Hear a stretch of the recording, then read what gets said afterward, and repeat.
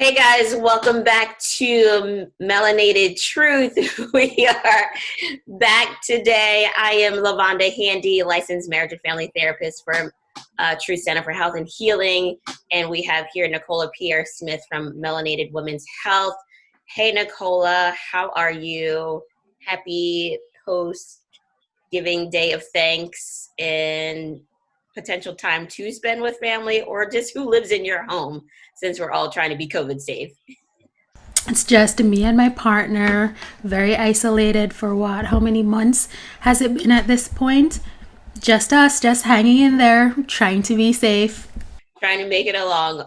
Like I was saying last video, our Thanksgiving is usually huge, and we just got into a new house and walking into my parents' house, and there was just the two of them in their pajamas. I was like, this is quite different. Jammies is the vibe since March. Oh, exactly right. There's nowhere else to go, nothing much to do. Might as well be comfortable while we're doing that, huh? Business casual on top, jammies on the bottom. So we're talking about seasonal affective disorder, acronym SAD. Go figure, because that is most likely the feeling that you will be feeling when we're talking about this disorder here. And it's actually pretty common,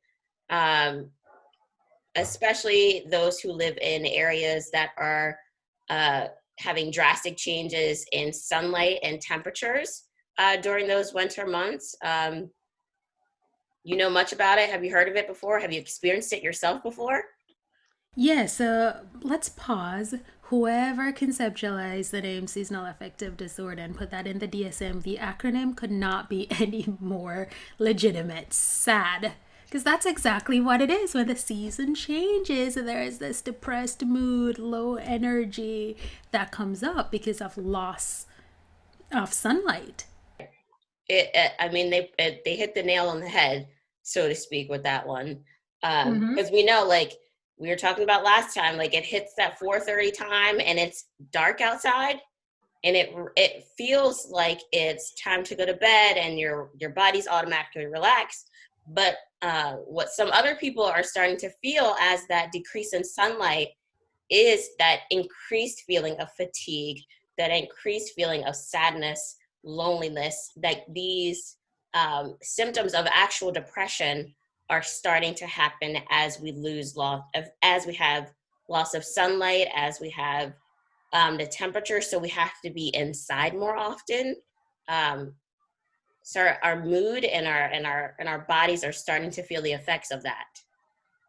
Yeah, and I did a little bit of research and did see that people who also live further away from the equator are typically predisposed because of their daytime to nighttime cycle is off and they have less exposure to sunlight. Isn't it? I guess like Alaska gets probably like the least amount, right? Like they have like the shortest days, and then there's another country, I can't remember which one, but their daytime is actually night all the time. Yeah. So even that, you think about what's called your circadian rhythm that really it's your biological clock that determines when you're going down for sleep and when you're waking up. That's really off. So that's causing the changes in different chemicals in your body that regulate your sleep wake cycle. Huh, that's intense. So how will we know, right? If we are diagnosed with SAD, most likely it's going to happen the same time of the year, right? So Mm-hmm. it's important for people to be able to track, like, are you noticing when it's coming to those winter months, the shorter days, the colder temperatures? Are there these different changes in moods? Are you having depressive symptoms coming up? So that's the loneliness, the feeling of wanting to be isolated. Are you feeling less interested in activities? And just more tired? Are those moments coming up for you? So that's will be important for you to start tracking, to see if this is actually something or a disorder that you are experiencing. Yeah, and even too, like, are you more irritable during this time or losing blah blah blah or losing interest in activities that you usually found pleasurable? Right, right, right. So we know what people are predisposed to it. Are there any other treatment modalities or anything that people can do to actually um, not necessarily fight off, but manage and cope with having seasonal affective disorder? You know, Lavanda, before we answer that question with adding to the predisposition, people who we talked about in our last video about the cues or signals for anxiety and depression, people who are predisposed to major depressive disorder, it may worsen during the winter months. So that's already a predisposition. So if you're someone who already has that diagnosis, it's time to start looking at what coping skills could best work as the winter months or proceeding. And outside of that, to your question, now what are the treatment modalities or approaches similar to the ones that we referenced in the last video? We should link it somewhere on here.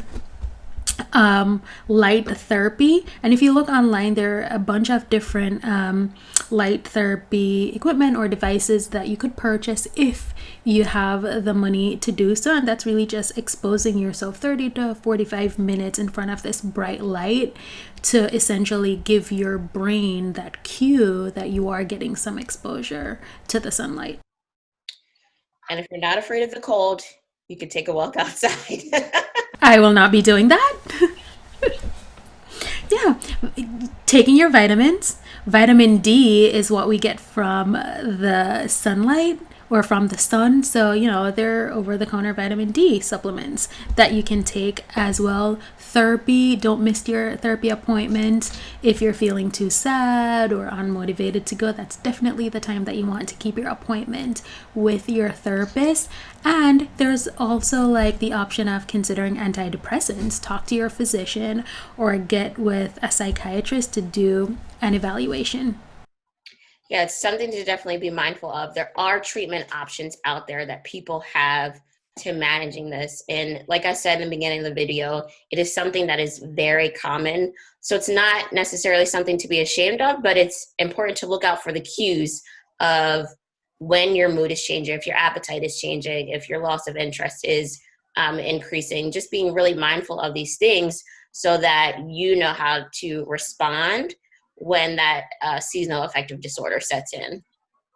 Yeah. So guys, if you are, if you believe that you're experiencing seasonal affective disorder, definitely check out the link that we have from our last video and check out some of those signs and symptoms of depression because they do replicate seasonal affective disorder. Or go ahead and talk to your primary care doctor or your therapist to go ahead and manage that and get the support you needed for this seasonal affective disorder. And we hope to see you guys next time. See you soon. Bye.